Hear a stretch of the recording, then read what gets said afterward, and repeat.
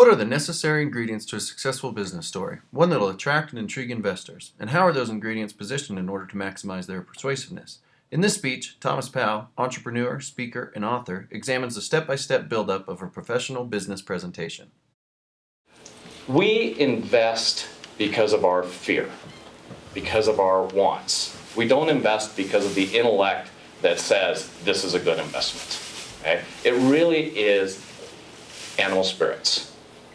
And in animal spirits, what it says is that we make decisions, all of us, even engineers, make decisions initially, intuitively, and then we support them with some facts and figures. And believe it or not, most of the facts and figures line up to match our intuition because we can end up finding what those are. Okay? And when we see something that's not in line with what we want to do, we generally discount it. So in doing your own business, you're going to have people that say, no, that's a bad idea. No, don't do that. How many of you had an idea and stopped because too many people told you it was a bad idea? This is the probability of investment.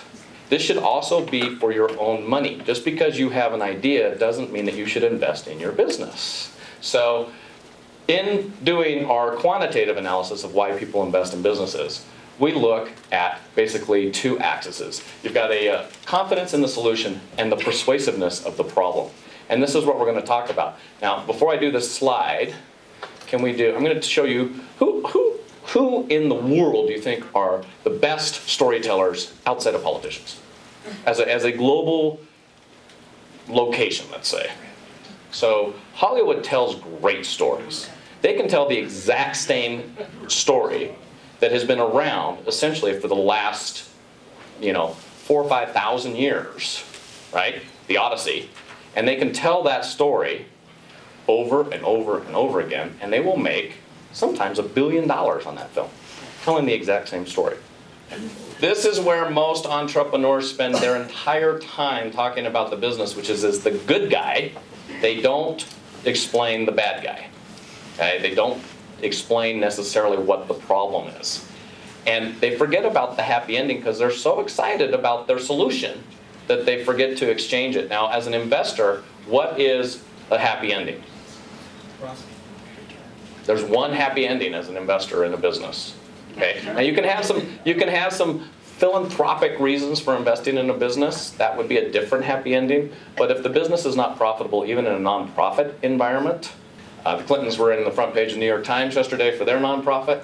Right? If it's burning through capital and not producing results, that's not a happy ending, no matter how good it makes you feel to do it.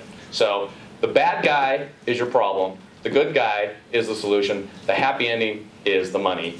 Okay, bad guy, what's the problem? What is the precise pain you are solving? This is the most important part of the start of the recipe. If you don't put the right ingredients in, or if you put the ingredients in at the wrong time, it doesn't work. I don't care about the solution. I care about what you're solving. Okay? What's the quantifiable size of the problem? If you don't know that, why am I going to invest in your company? The solution. Exactly how does the solution work? Now again, I do not want a manual that looks like the car. I don't want that manual. I mean, in the car manual, they have the big thing that the mechanics use. Then they have the smaller one that they put in the car, and then they even have the cheat sheet. And then for people like me, they have the really short executive summary that says, push the button here, and if this light comes on, take it into your mechanic.